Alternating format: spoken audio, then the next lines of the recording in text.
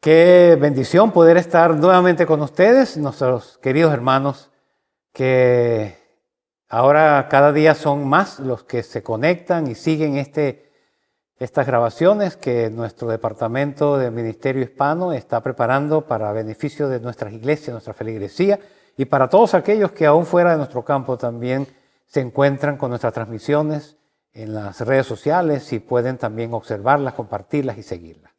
Gracias. Hoy estamos aquí otra vez con Freddy. Freddy, bienvenido. Gracias, pastor. Ya es nuestro tercer tema que compartimos con nuestros hermanos. Hoy el tema está relacionado nuevamente con el pacto. Recuerden que ese es el título o el tema que estamos estudiando durante todo este trimestre, el pacto de Dios con su pueblo, pero ahora es el nuevo pacto. El título de la lección es la lección número 10, el nuevo pacto.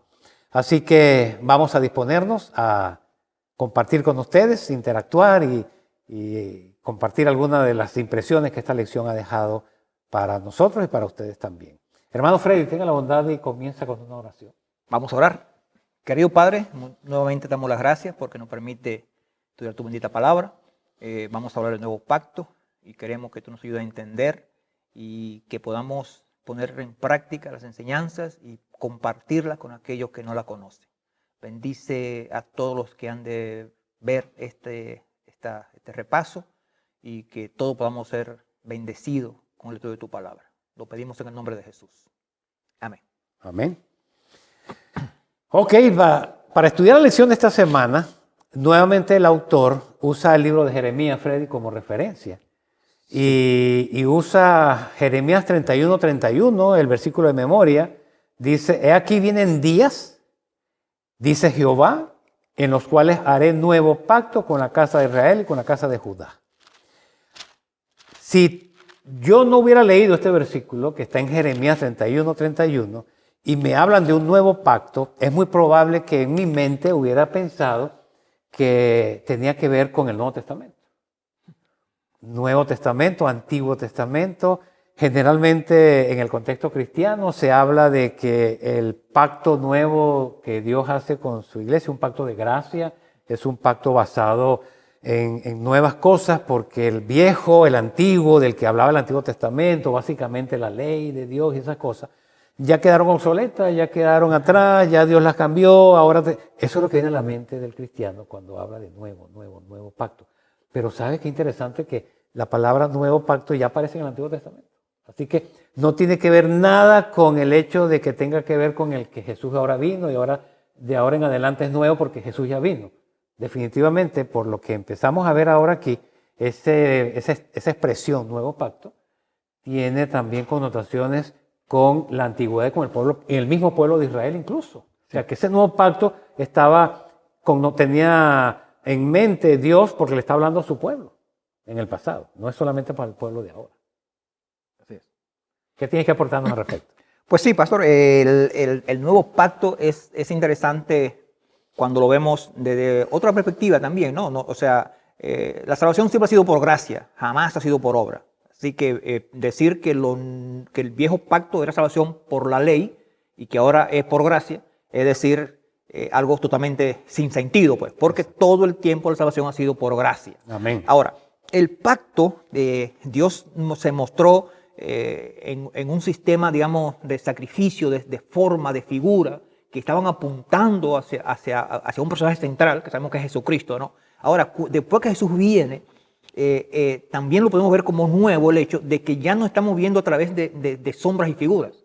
Ahora estamos viendo directamente, como dice el apóstol, cara a cara, lo que se había anunciado antes, ¿no? Así que Jesús ahora viene, se presenta, y ahora nosotros podemos entender mejor, quizás con una amplitud, como te decía hace ratito, comentábamos, mucho más amplio lo que se había enseñado antes, porque ahora tenemos no la sombra de las cosas, sino la figura misma, o sea, digamos, la realidad hacia donde esos símbolos apuntaban, ¿no? Tú y yo hablábamos antes de salir al aire acerca de qué era lo nuevo en el pacto. Exacto. Y de hecho la introducción de la lección nos habla del mismo producto que está en una caja diferente y la caja dice afuera nuevo. Y lo que hacía nuevo no era el producto que estaba dentro, sino la presentación, ¿no? La caja era diferente y tenía el título nuevo, grandote. Definitivamente el pacto es nuevo, Freddy. ¿Es nuevo realmente? ¿Qué lo hace nuevo? ¿Por qué se usa la palabra nuevo?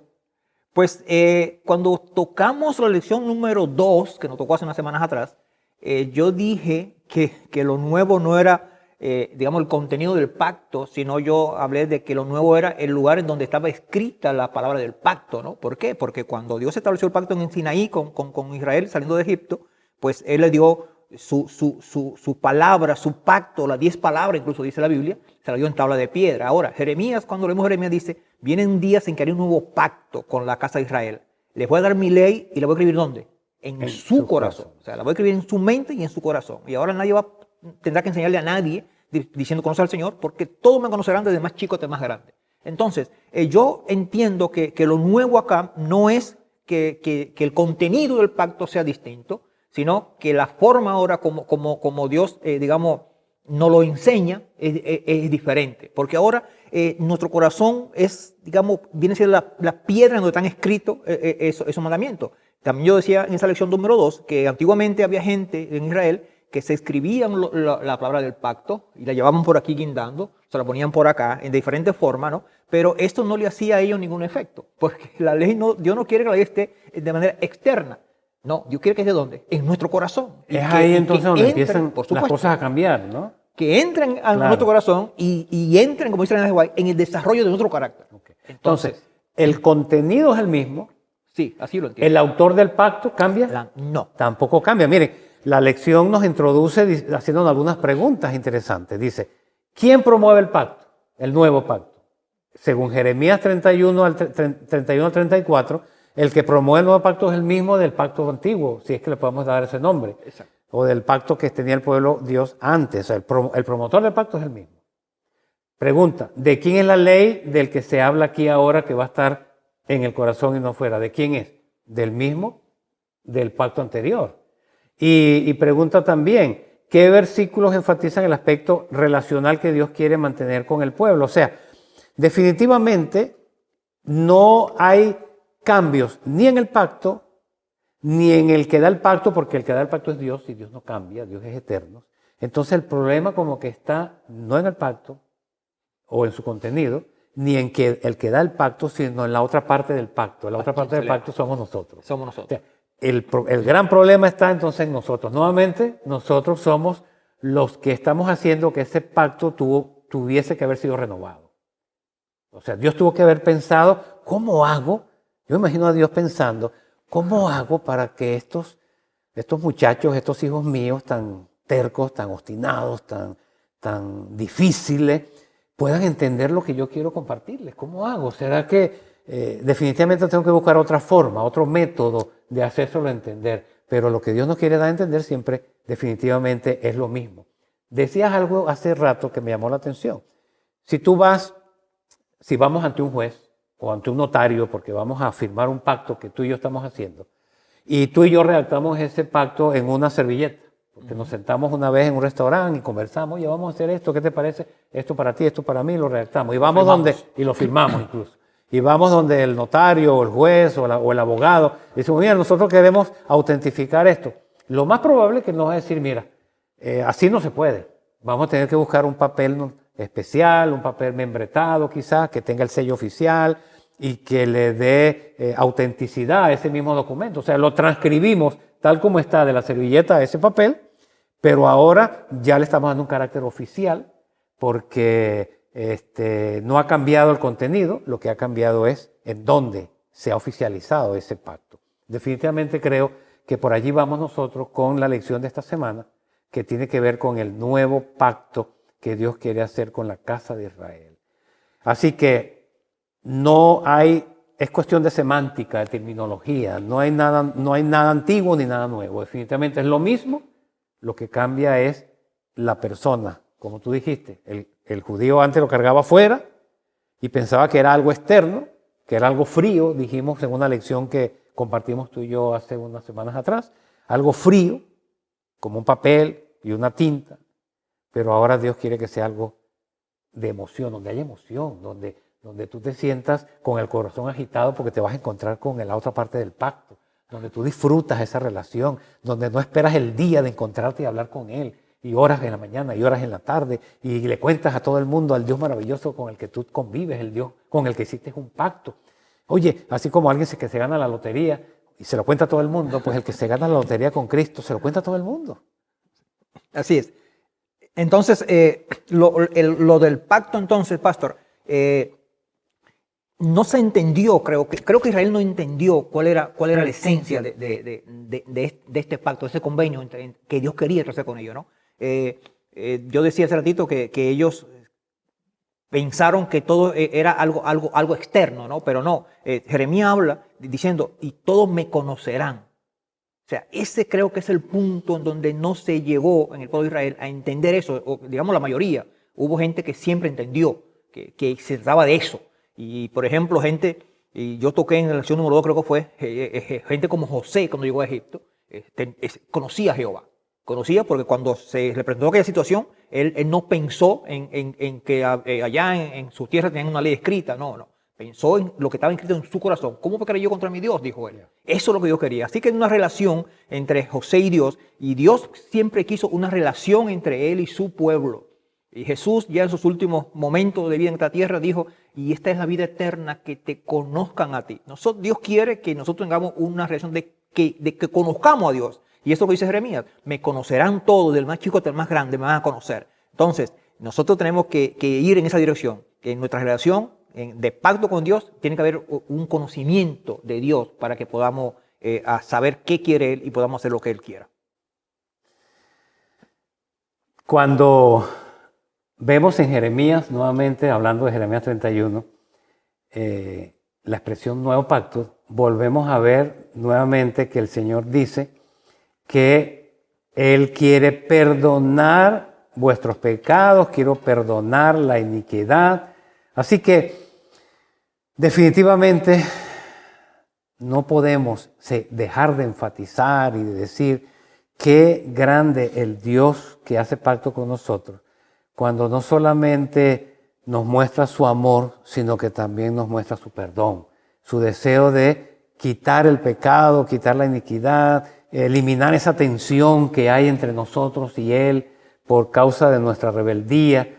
Así que esa ley, Romanos 2.15, no sé si me ayuda Freddy, Romanos 2.15 nos da o nos enfatiza o nos corrobora acerca de esa ley escrita en el corazón, de la que hablábamos en Jeremías y de lo que también hace referencia el Señor Jesús en el libro o el Evangelio de Mateo capítulo 5, 17 al 28. ¿Qué dice Romanos 2.15? Dice así, mostrando la obra de la ley escrita en sus corazones, dando testimonio su conciencia y acusándoles o defendiéndoles sus razonamientos. Fíjense qué interesante, el apóstol Pablo sigue insistiendo y toda la Biblia, tanto Antiguo como Nuevo Testamento, nos hablan, nos enseñan la importancia que hay en tener la ley en el corazón. Es una ley que el Señor escribe, al igual que la ley externa que era sobre las piedras, con su dedo, pero ya es un dedo no que viene acusándote, sino es un dedo de amor que Dios dice, dame, hijo mío, tu corazón. Y miren tus ojos por mis caminos. O sea, el Señor quiere tu corazón y cuando el Señor toma ese corazón tuyo en tus manos, porque tú te acercas a Él, entonces Él empieza a grabar allí, a moldearlo, esa ley que no es otra cosa que, dice el apóstol Pablo, que es una ley de libertad, que es una ley de amor, que es una ley en la que no hay ningún tipo de opresión, sino al contrario, es una ley que nos da las libertades que ni nos imaginamos, porque es la presencia de Dios en nuestra vida la que nos permite a nosotros estar libres del pecado y de sus consecuencias. En el corazón, Freddy, la lección vuelve a revisar o vuelve a hablarnos del pacto antiguo y del nuevo pacto en Isaías 56, 6 a 7. Y te lo voy a leer. Dice, y a los hijos de los extranjeros que sigan a Jehová para servirle. Fíjate que está hablando de los extranjeros. Ya no está hablando del pueblo de Israel como tal, ahora está hablando de extranjeros. Y que amen el nombre de Jehová para ser sus siervos, a todos los que guarden el día de reposo para no profanarlo y abracen mi pacto, Yo los llevaré a mi santo monte, los recrearé en mi casa de oración, sus holocaustos y sus sacrificios serán aceptados sobre mi altar, porque mi casa de oración será llamada para todos los pueblos. Fíjate, Dios acepta o rechaza los sacrificios en base a nuestra relación con Él. O sea, no es que porque yo le llevo las cosas, Él tiene que aceptármelas. Si yo le llevo las cosas y yo no tengo una relación con Él, Él las va a rechazar. Así que el secreto está en la relación nuevamente. Volvemos al mismo punto del que hemos hablado ya otra vez. Por supuesto, el Nuevo Testamento, Jesús mismo enseñando dijo, si tú vienes al templo y traes tu ofrenda, y allí tú te acuerdas que tienes algo con tu hermano, contra tu hermano, o que tu hermano tiene algo contra ti, vete, acomódate primero con tu hermano, arregla con tu hermano y luego ven y presenta tu ofrenda. O sea, si mi relación, o sea, si yo no tengo una relación con Dios y no soy capaz de perdonar a mi hermano, entonces ¿para qué sirve la ofrenda que le traigo a Dios? A Dios no le gusta, o sea, a Dios no le agrada, a Dios no lo acepta, porque a Dios no le está interesando tanto lo que yo pueda ofrecer. Si porque antes, Él es el dueño. O sea, por supuesto. O sea, yo le estoy llevando a alguien lo que es de Él. A veces nosotros creemos que cuando damos diezmo estamos haciendo un favor a Dios. Claro. Oye, qué tontería, porque Dios dice, mía es la plata, mío es el oro, yo soy el dueño de la tierra, todo cuanto existe es mío. O sea, Dios no necesita nada, ¿no? Pero el hecho de diezmar, por ejemplo, es un hecho de ¿qué? Es algo de relación con Dios. Entonces, los judíos se olvidaron de este punto. Ellos pensaban que, usted decía, con ofrecer los sacrificios, pues ya todo estaba bien, ¿no? Oye, pero si leemos, por ejemplo, Isaías, dice el Señor, ¿para qué a mí tanto sacrificio?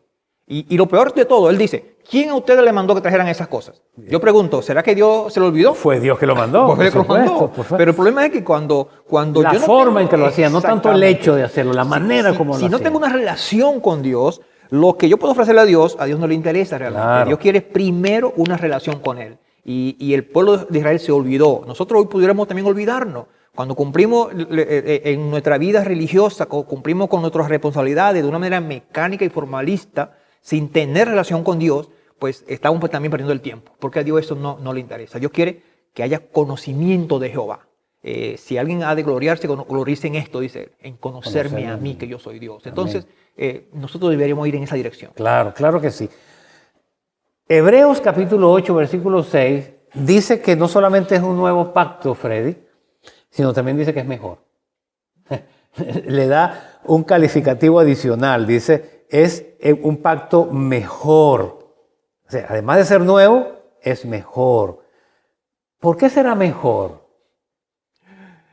Bueno, creo que lo mejor es la forma como ahora lo podemos ver, ¿no? Yo creo que es mucho mejor si usted tiene si a usted alguien está enseñando algo y se lo escribe en un papel y le manda una carta enseñándole, yo creo que sería mucho mejor si esa persona viene en persona y le explica a usted lo que le está enseñando. Exacto. ¿No? Entonces, el sistema de sacrificio, la forma de salvarse, Dios se lo había especificado a través del santuario. O sea, el plan de salvación está bien claro en el santuario. Tenemos que entender eso, ¿no? Ahora, el santuario está compuesto por sombras, figuras y estudiando el santuario, pues debían ellos entender cuál era lo que cómo Dios nos salva a nosotros, ¿no? Ahora, cuando Jesús ahora viene en persona, ¿no? A mostrar lo que se había enseñado a través de figuras en la antigüedad. Yo creo que en ese sentido es nuevo, es mejor. Es mejor, porque como yo lo digo, es mejor tener al maestro en persona, claro, que las cartas o los libros que él ha escrito, ¿no? Claro. El pueblo de Israel esperaba algo. Por fe lo miraba, se lo imaginaba.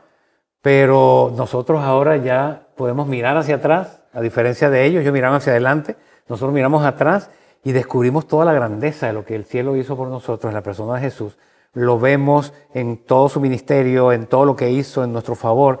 Pues definitivamente razones de más tenemos para enamorarnos de ese maravilloso creador del pacto en el que nosotros somos parte, porque no solamente Él dijo lo que había que hacer, sino que ahora viene en persona y lo vive en su persona, muere como moría aquel cordero y manifiesta de manera directa y clara el amor que tiene por su pueblo.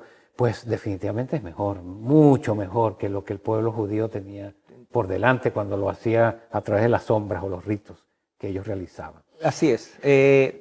También leímos en este repaso que creo que está en Hebreos 10, creo que es Hebreos 10.1 y creo que también está en Hebreos 11.4, donde nos dice que los sacrificios no pueden quitar el pecado a nadie. Los judíos se olvidaron de eso. Ellos pensaban que eso era todo lo que Dios necesitaba de ellos. No, y nunca entendieron que simplemente era una forma, era un símbolo, una figura de la cosa. Ahora, repito, nosotros pudimos caer en la misma cosa, creer que porque hacer ciertas cosas estamos bien con Dios. No, la salvación es únicamente a través de la muerte de Jesucristo. O sea, no hay otro nombre bajo el cielo dado a los hombres que vamos a ser salvos sino Jesucristo. A través de su sacrificio, y eso es por gracia, nosotros a través de la fe nos aferramos de la gracia que Dios nos ofrece en Jesús, y entonces podemos llegar a donde Dios quiere que lleguemos y donde nosotros también queremos llegar. Entonces, no nos olvidemos de esto y entendamos bien cómo es todo este proceso, ¿no? Usaste una expresión ahorita que nos conecta en el estudio que estamos haciendo con lo que sigue a continuación, en el repaso de la lección. El autor de la lección nos preguntaba el día miércoles que en dónde radicó la culpa del fracaso del antiguo pacto. ¿En dónde se radicó por qué fracasó el primer pacto?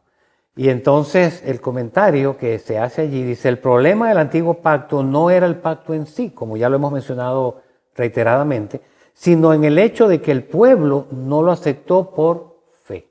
Eso. O sea, la palabra fe, veo yo que aquí empieza a jugar un papel importante, porque sin fe es imposible agradar a Dios. Y si nosotros no hacemos las cosas con fe, dice la Biblia que son pecados. Sí. Lo que no hacemos por fe es pecado. No importa qué lindo sea, qué bueno sea, si no lo hacemos por fe es pecado.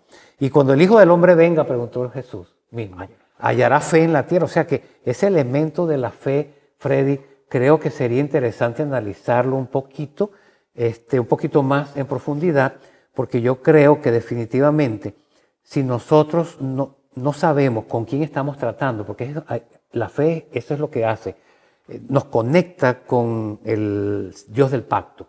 Si nosotros no sabemos bien con quién estamos tratando o quién es la persona con la que estamos haciendo pacto, definitivamente no vamos a agradarlo nunca y no vamos a estar preparados para cuando Él regrese a esta tierra y Él quiera encontrar muchos con fe. Así que definitivamente, hablando de la fe, nosotros tenemos que entender que la fe me lleva a confiar. Y no puede haber confianza si yo no conozco a la persona con la que me estoy relacionando. Hablamos de relaciones también en una lección pasada. Las relaciones, la fe, la necesidad de conocer a la persona con la que estoy entrando en pacto. En este caso, pues, es nuestro Dios. Es fundamental. Yo no puedo depositar mi vida por completo en las manos del que me dice que lo haga, en este caso Dios, si yo no lo conozco, si yo no sé quién es, no sé cómo piensa y cómo puedo conocerlo si nunca me acerco a Él, si nunca hablo con Él, si nunca me relaciono con Él. Y creo que en un mundo tan convulsionado como el nuestro, en donde hay tantas cosas que roban nuestra atención, el trabajo, la angustia, el que resolver tantas situaciones, está afectando al remanente de Dios en este tiempo y estamos perdiendo nuevamente esa capacidad de relacionarnos con nuestro Dios que en esa experiencia de un nuevo pacto como el que hoy estamos hablando. Sí, sin duda que para tener fe hay que conocer a aquella persona en quien tú vas a confiar, ¿no? Y Dios eso es lo que desea, o sea, Dios espera que confiemos en Él y Dios se ha manifestado de diferentes formas y en estos últimos tiempos, dice el apóstol, nos ha hablado a través de Jesucristo, su Hijo, ¿no?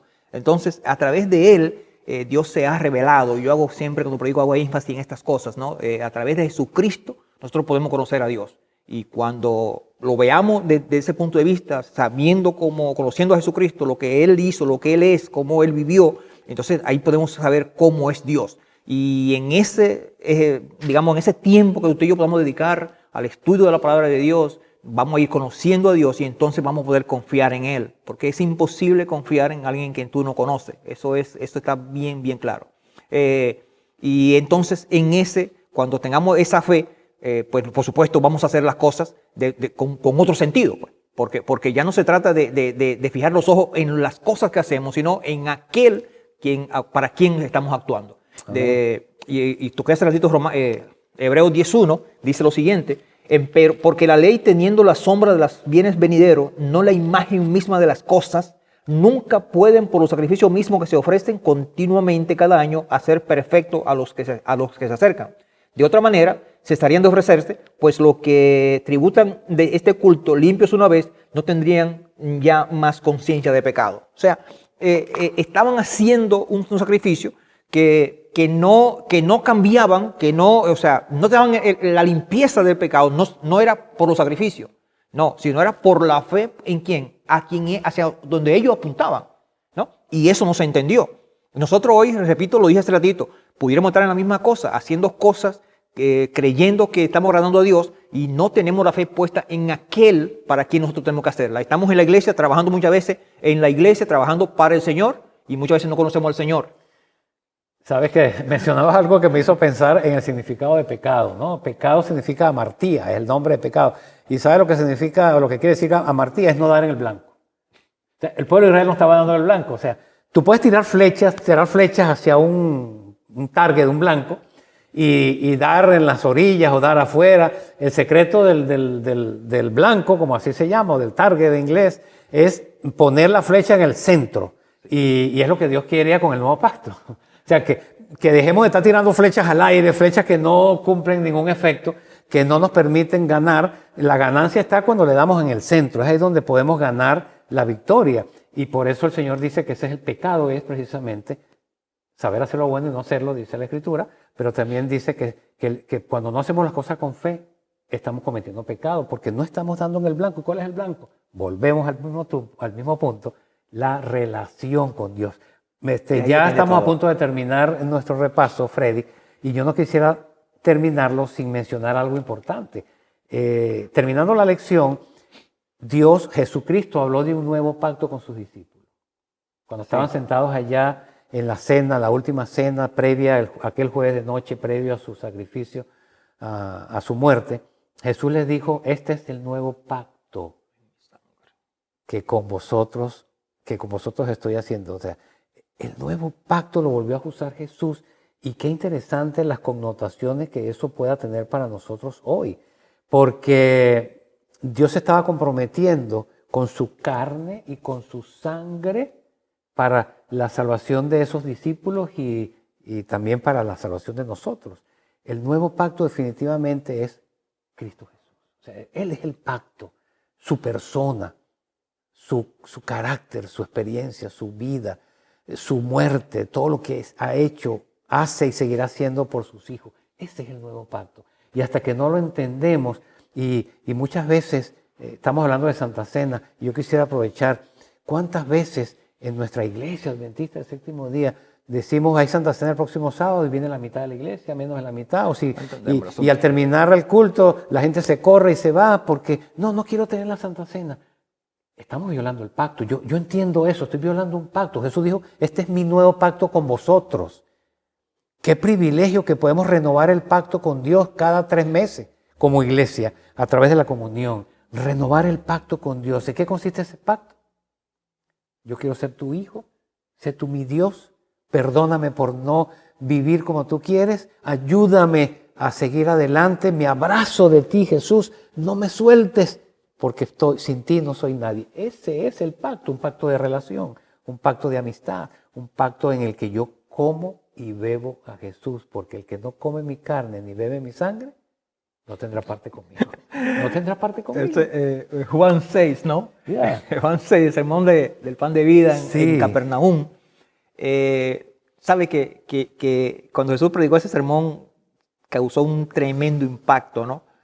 Y Jesús movió a la iglesia en aquel entonces, a los que lo seguían, porque después de eso podemos leer que dice que desde aquel entonces muchos de la gente dejaron de andar con él. Entonces recuerdo que en ese momento Jesús le dijo a los discípulos: ¿ustedes también quieren irse? Entonces Pedro le dice: Señor, ¿a quién iremos? Tú tienes palabra de vida eterna y nosotros hemos creído que tú eres el Cristo, ¿no? Amén. Tremendo, ¿no? ¿Por qué? Porque Jesús había predicado justamente lo que usted está diciendo. O sea, Jesús le había dicho: el que no come mi carne y bebe mi sangre, no tiene vida eterna. Y pues, eso, podemos decir que no entendían tampoco el nuevo pacto. No entendían, pastor. Y no nosotros lo entendían. seguimos sin entenderlo. Y mire, y algo algo más que entendí escuchando a Elena White con este relato es que, ¿sabes qué? Ese día, ella dice que Jesús sacudió a la iglesia aquel día o a la gente que le seguía, porque mucha gente se iba a alejar de él cuando lo hubiesen crucificado y esa gente le iba a hacer un efecto negativo a sus discípulos. Así que él se quitó de medio. Se quitó encima a toda esa gente. Y no solo eso, pastor, no solo eso. Ese día fue definitivo para Judas también. Porque desde ese día Judas empezó a alejarse más porque dijo, no, aquí no hay esperanza, ¿no? Pero, ¿por qué? Porque no entendieron el comer la sangre de Jesucristo y ver su sangre, no lo entendieron. Nosotros hoy, si no comemos la sangre de Jesucristo, la carne de Jesucristo y vemos su sangre, tampoco tenemos vida eterna. ¿Y eso qué significa? Bueno, el nuevo pacto en mi sangre, como lo dijo su discípulo, nosotros tenemos que comerlo y tenemos que ser semejantes a Jesucristo. No es fácil ser como Jesucristo. Tenemos que olvidar, tenemos que cambiar, hay muchas cosas, pero Dios ha dispuesto su Espíritu Santo para que nos capacite. Como decías en estos días, Él puso el querer y el hacer. Eso. Qué lindo que Él pone las ganas y también pone la fuerza para que lo haga. No, o sea, definitivamente nadie podrá decirle cuando el Señor venga, si es que no va a estar entre los redimidos, Señor, tú no me ayudaste lo suficiente, porque el Señor, ¿qué más se lo dijo al pueblo de Israel, ¿qué más podría hacer yo por ustedes que ya no he hecho? ¿Qué más podría hacer por nosotros que Él ya no haya hecho? Nos ha dejado 1001 formas de acercarnos a Él. Se ha revelado de 1001 formas. Nos ha buscado de 1001 maneras. Ojalá y Dios quiera que nosotros podamos, entendiendo ese maravilloso amor, Freddy, entendiendo lo que este nuevo pacto implica, podamos experimentarlo y ser contados en ese remanente final que Dios quiere tener en este mundo cuando Él venga. Un pueblo que lo ame a Él por lo que Él es y no tanto por lo que Él dice que Él es. Dios pueda ayudarte, querido hermano y querido amigo que nos ha seguido este día, a conocer mejor a ese maravilloso Jesús. Un Dios de pactos. Así se identifica a Él. Yo soy un Dios de pactos porque Él nunca cambia. Porque lo que Él promete, Él lo cumple. Y Él ha dicho que te quiere salvar y lo va a hacer. Él dice que está aquí todos los días contigo hasta el fin del mundo y así será. Él ha dicho que con Él tú eres libre y si tú lo crees, lo serás. Dios te permita conocer a Jesús como Él quiere ser conocido y puedas disfrutar la salvación que Él quiere ofrecer. No cuando Él venga, desde hoy mismo. Esa salvación es tuya, es mía, es nuestra. Ese es el nuevo pacto que el Señor hoy nos ofrece. Amén.